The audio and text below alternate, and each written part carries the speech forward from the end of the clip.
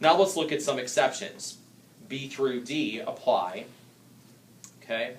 And this is going to be an exception. A parent-child relationship will exist between an individual who is adopted by the spouse of either genetic parent, okay, and the genetic parent whose spouse adopted the child, and the other genetic parent, but only for the purpose. Okay.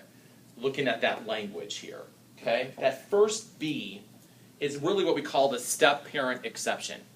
So we just said that adoption severs the inheritance rights between the adopted child and the genetic parents, unless the genetic parent, right, one of the parents, remarries, and now that their new spouse adopts the child. That adoption is not going to affect, so if it's husband 2 adopts the child, that's not going to affect the relationship with wife or mom. Okay? If the child is adopted by, so C looks at if the child is adopted by the relative of a genetic parent, then that will not sever the relationship between the adopted child and the genetic parents. So that would be a situation. And honestly, that's what states try to do up front. So, you know, mom and dad, whether or not married, doesn't matter at this point. We're just looking at the relationship. Mom and dad are a mess, right? Can't care for the child for whatever reason, commonly drugs, okay? Drugs lead to crime, so we've got the whole picture. Let's say either one of the sisters, or very commonly, the grandparents will go ahead and take the child. And at some point, they may decide to adopt the child. If for no other reason, the adoption may give them the rights for making decisions about health and education. Okay? The other alternative to adoption, as we're going to look at next class, is guardianship. Okay? So again, we're doing a little bit of family law in here, but we're talking about how it relates to inheritance.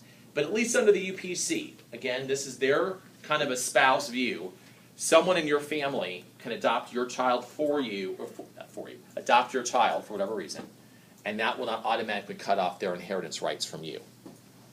What if, say a child has, like, say a father leaves and is gone, and then the mother gives the child up for adoption to a new family, and then the father comes back into the picture, finds the child who's already been adopted by this new family. Does the father still have some sort of connective rights to the child, even though they did not explicitly give their rights up? Okay.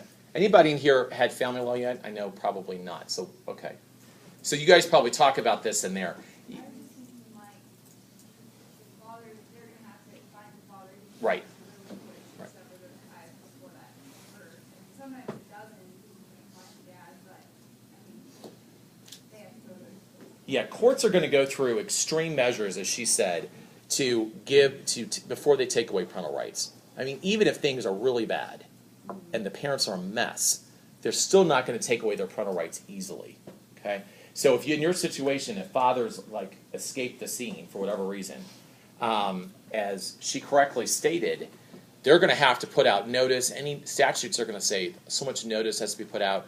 They're going to have to give him time to understand that she's trying to give the child up for adoption, and they're not going to sever his rights until some statutory period has elapsed, and he's not shown up to court. They've not been able to locate it. But boy, I can't tell you with any certainty how long that is in the states.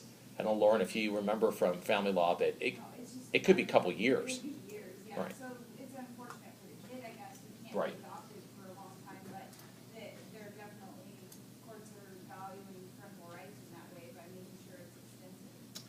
And what you'll find is that the bridge the gap tool in a lot of instances is that the court may allow that mother, even though the father is kind of absent, to at least maybe provide guardianship rights to somebody else. You know, if she's just incapacitated, if they can't get a hold of him, guardianship doesn't sever rights. It can be a temporary thing, and that may be the one fix in that situation. Yeah. In Utah, this summer I worked, we dealt with, I think, 4 or 5 different termination hearings, and there was a 2-year abandonment statute. Okay, there you go. You know, the father, mother, whatever, while the child was in state's custody, 2 years without meaningful contact. Okay. You could terminate based on that. Good, so at least 2 years, yeah. the whole parental right termination thing can take forever. And you got, and I think you can make convincing arguments to both sides. If you're trying to adopt a child out of the system, you'd like it to go a lot faster. But if you're a parent who's struggling and trying to get your kids back, you don't want your rights terminated too quickly. Maybe you are trying to right the path that you're on. So you got, when you take family law, I would think you're going to talk about this kind of competing interest. And it's, to be a family court judge, I think is a really tough job because best interest of the child is not really always clear. So a little bit off what we're talking about, but still certainly one ripple effect of whatever those decisions are by the family court are what we're looking at here, right? Thinking about those types of things. Okay. And then the one thing we're going to come back to, skipping down to E, is talking about a child of assisted reproduction or a gestational child who is subsequently adopted. We're going to talk a little bit about reproductive rights and children produced therefrom, probably on Monday. Okay. Now, if we go back, if we would apply this modern or this UPC version, okay, if it had been applicable in Hall, that was the one where we had the 4 children, and they're trying to inherit from their genetic father's brother. Earl's children adopted by their stepfather would have inherited from their genetic father's brother, but William Jr. would not be able to inherit from them. Where am I getting that from? Well, let's look at B2. Okay, so again, B says a parent-child relationship exists who is adopted by the spouse of either genetic parent and the genetic parent whose spouse adopted the child.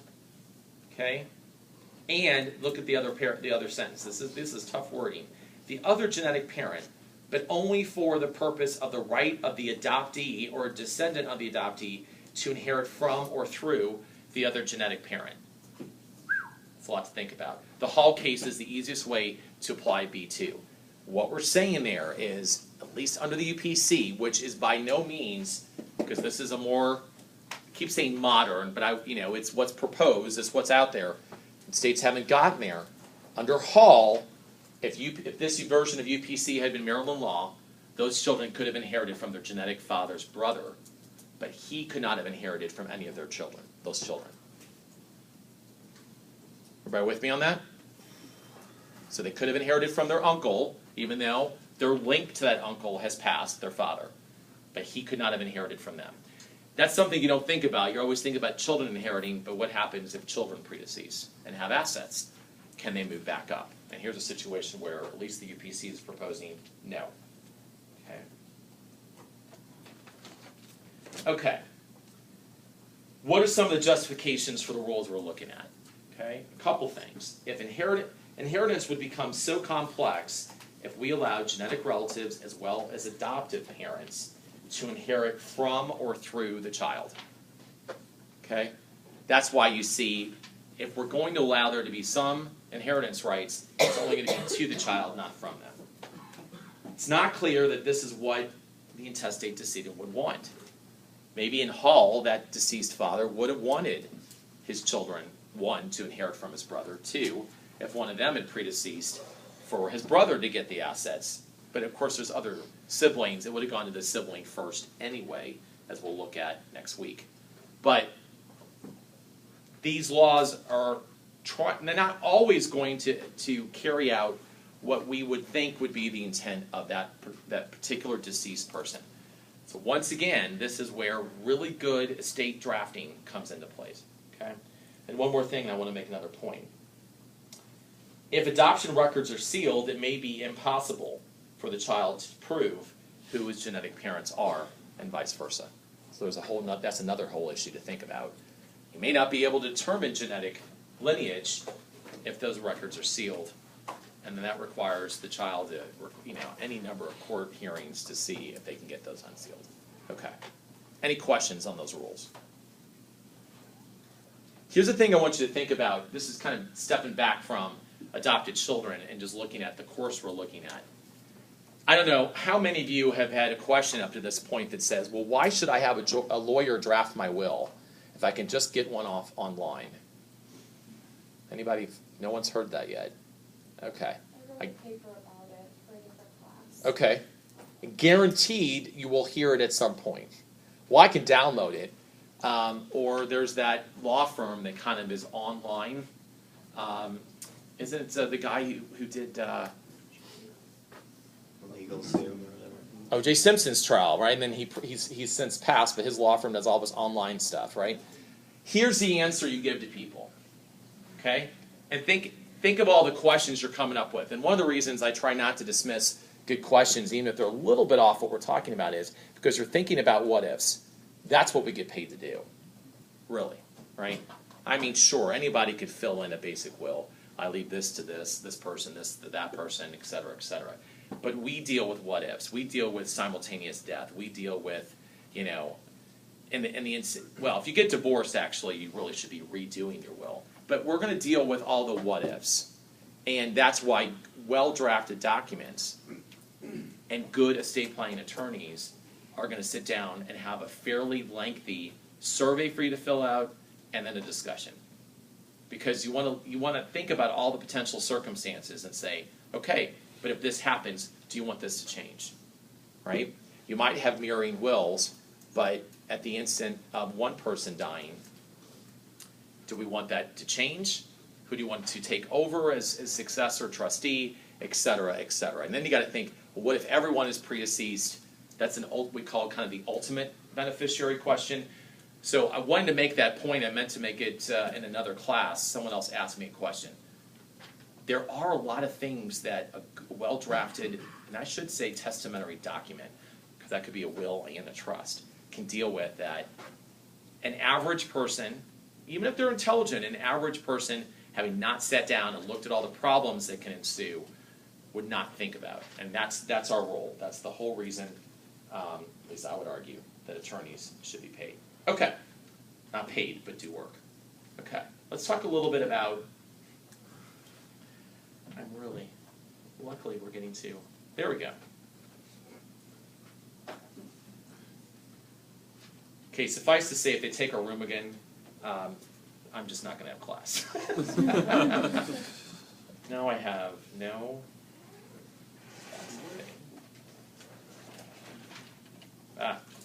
There we go. Okay. There's no room up here either. Let's talk about adoption of adults. It's an issue that arises, and we'll talk about actually how sometimes it can be strategic. The majority of states' laws are not going to differentiate between adoption of a minor and that of an adult. They're not going to specify between, they're going to talk about a parent-child relationship, but they're not going to say that it's a minor child or a child under a certain age. Okay? A majority of the states, believe it or not, allow adult persons, married or unmarried, to adopt another adult person, obviously a minor, but an adult. But then case law usually adds in a little flavor, for lack of a better word. So, for instance, there's New York law that's mentioned in your text, at least in some of the notes, that says you can't adopt someone with whom you have a sexual relationship. So, I guess you can adopt your best friend if it's platonic, but if it's someone else, not. Okay? And they, at least in the New York case, and cases in other states have said sexual relationship is incompatible with a parent-child relationship. Okay? That's probably a good statement to make. Okay. But I just got done teaching in Delaware, and there was a Delaware case whereby, and I think we're going to read a case at some point along the way, although it's not in this area of the course.